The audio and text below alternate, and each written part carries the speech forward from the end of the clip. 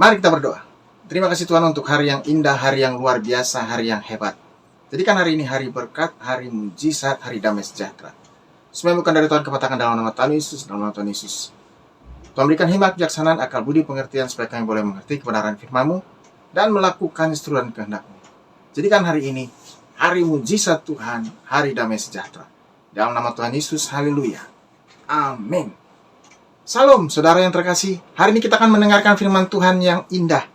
Dari Kejadian pasal yang ke-1, ayat yang ke-27, sampai ayat yang ke-28, saudara. Maka Allah menciptakan manusia itu menurut gambarnya. Menurut gambar Allah diciptakannya dia laki-laki dan perempuan. Diciptakannya mereka. Allah memberkati mereka. Lalu Allah berfirman kepada mereka, beranak cuculah dan bertambah banyak. Penuhilah bumi dan taklukkanlah itu. Berkuasalah atas ikan-ikan di laut dan burung-burung di udara. Dan atas segala binatang yang merayap di bumi. Di sana dikatakan bahwa manusia diciptakan menurut gambar dan rupa Allah, yaitu laki-laki dan perempuan. Tuhan memberi perintah yang jelas kepada kita, harus beranak cucu dan bertambah banyak. Apakah dengan laki-laki bisa menghasilkan keturunan? Tentu saja tidak. Tema hari ini, saudara, gambar dan rupa Allah. Menarik yang dikatakan oleh Presiden Amerika, Donald Trump, yang baru dilantik pada tanggal 21 Januari 2025, saudara. Dikatakan di sini, dalam satu keputusannya, bahwa Amerika Serikat hanya mengakui 2 jenis kelamin, yaitu laki-laki dan perempuan. Donald Trump menandatangani perintah eksekutif terbaru yang menyatakan bahwa Amerika Serikat hanya akan mengakui 2 jenis kelamin, yakni laki-laki dan perempuan. Katanya, mulai hari ini, kebijakan resmi pemerintah Amerika Serikat adalah bahwa hanya ada 2 jenis kelamin, laki-laki dan perempuan, kata Trump dalam pidato pelantikannya sebagai Presiden Amerika Serikat pada Senin 20 Januari. Luar biasa, saudara. Dikatakan di sini bahwa kebijakan baru Trump ini membalikan upaya pemerintahan Joe Biden yang memperluas pengakuan terhadap identitas gender, termasuk dalam dokumen resmi seperti paspor, saudara. Dan menurut salah satu pejabat pemerintahan Trump, kebijakan ini bertujuan untuk melindungi perempuan dari ekstremisme ideologi gender dan mengembalikan kebenaran biologis dalam pemerintahan federal. Pejabat tersebut menambahkan bahwa laki-laki dan perempuan adalah jenis kelamin yang tidak dapat diubah dan berdasarkan realitas fundamental yang tidak dapat disangkal, saudara. Luar biasa. Dan tentu saja, kebijakan ini mendapatkan pertentangan, perlawanan yang serius. Salah satunya dari seorang uskup. Dikatakan di sini, Uskup Marian Edgar Bude merupakan pendukung hak-hak LGBT plus dan perlindungan imigran. Khotbahnya yang meminta Trump mengampuni kelompok LGBT plus dan imigran mencuat di tengah pertentangan antara kelompok Kristen progresif dan konservatif, saudara. Dikatakan juga di sini, bagi banyak orang Kristen progresif di Amerika Serikat, ucapan Uskup Marian Edgar Bude agar Presiden Donald Trump menunjukkan belas kasihan terhadap orang-orang LGBT plus dan imigran adalah contoh kepemimpinan Kristen yang baik. Pertentangannya banyak sekali, saudara. Tapi dukungan kepada Trump juga datang dari banyak pendeta. Salah satunya dikatakan di sini, seorang pendeta menyebut perkataan Bude tidak pantas dan memalukan. Dan selanjutnya juga, Presiden Donald Trump meminta Uskup Marian Edgar Bude dari Episkopal Keuskupan Washington untuk meminta maaf kepada publik usai menyampaikan khotbah yang mengkritik kebijakannya terkait imigran dan LGBT. Telah menyebut sang uskup tidak menyenangkan dan menuduhnya sebagai pembenci Trump.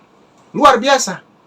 Jadi, Uskup Marian Edgar ini menyampaikan pada khotbahnya di hadapan Trump dan wakil presiden dan semua yang hadir di gereja, saudara. Dari sini kita lihat bahwa Uskup Marian Edgar sudah memakai gereja untuk menyampaikan khotbah politiknya.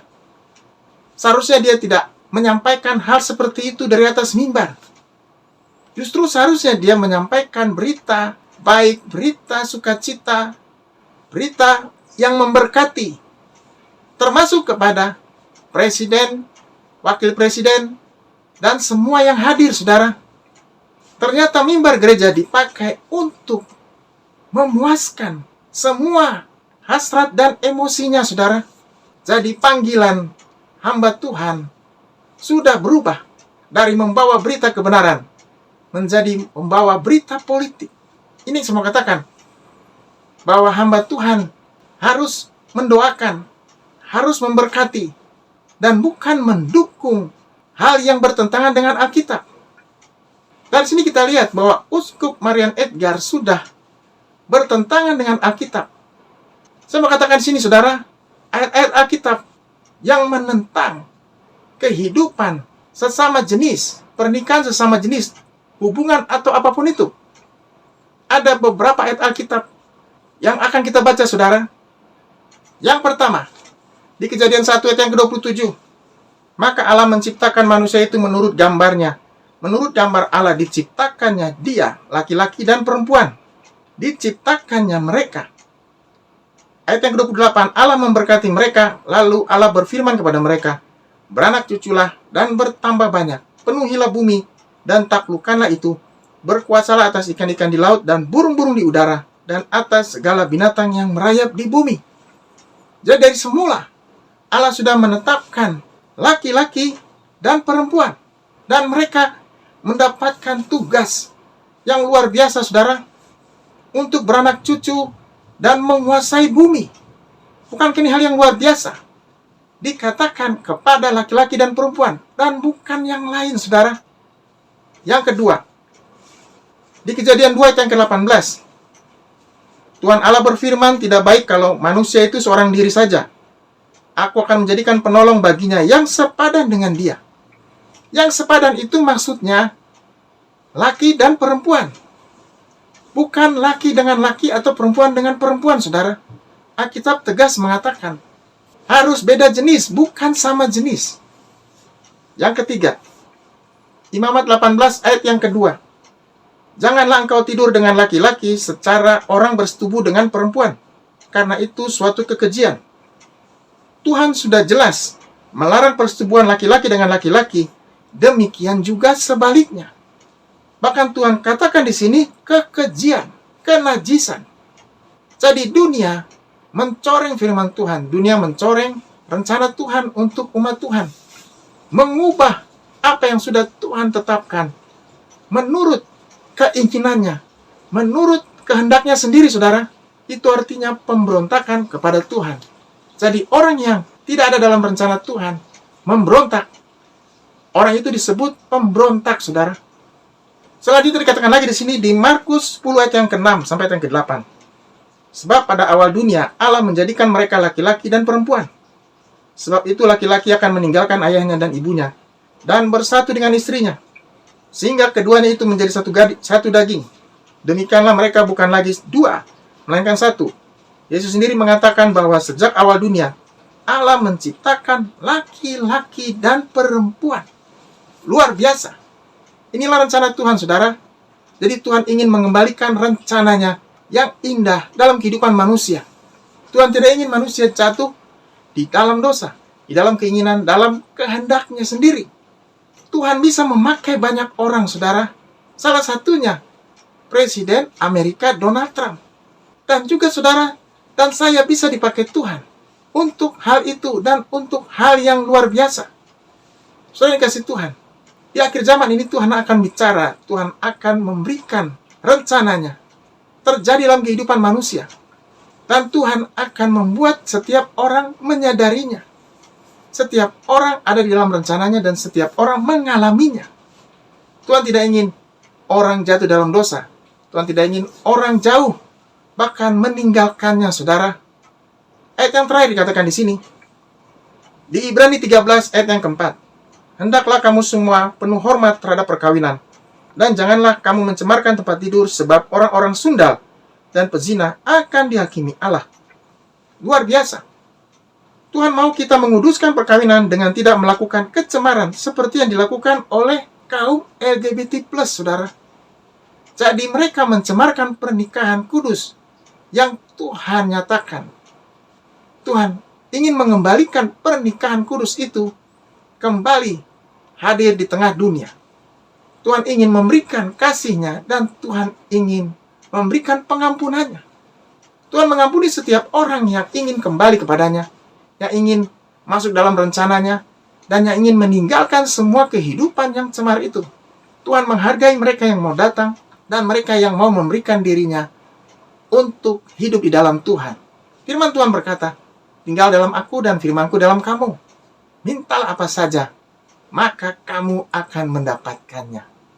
Haleluya. Mari kita berdoa.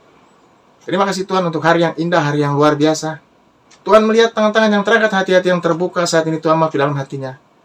Tinggal dalamnya beracara menguatkan yang lemah, memberikan penghiburan buat yang susah, memberikan damai sejahtera, sukacita, memberikan kekudusan, kesucian Tuhan, dan mengampuni setiap dosa. Orang-orang yang mau datang kepada Tuhan, yang mau hidup dalam Tuhan, hidup dalam rencana Tuhan, dan meninggalkan semua kecemaran, semua yang tidak berkenan kepada Tuhan.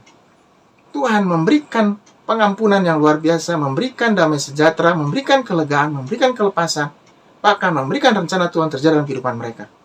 Tuhan juga menyembuhkan mereka yang sakit. Firman Tuhan berkata, bila biru Tuhan Yesus sudah menyembuhkan yang sakit, dalam nama Tuhan Yesus yang sakit sembuh, bangun, kembali bangkit, kembali menjadi berkat. Tuhan juga memberkati bangsa ini, pemerintah kami, negeri yang kami kasih dengan luar biasa, menjaganya, menyelamatkannya. Di dalam nama Tuhan Yesus, haleluya, amin. Tetap semangat saudara, tetap kuat. Tuhan Yesus memberkati kita. Haleluya.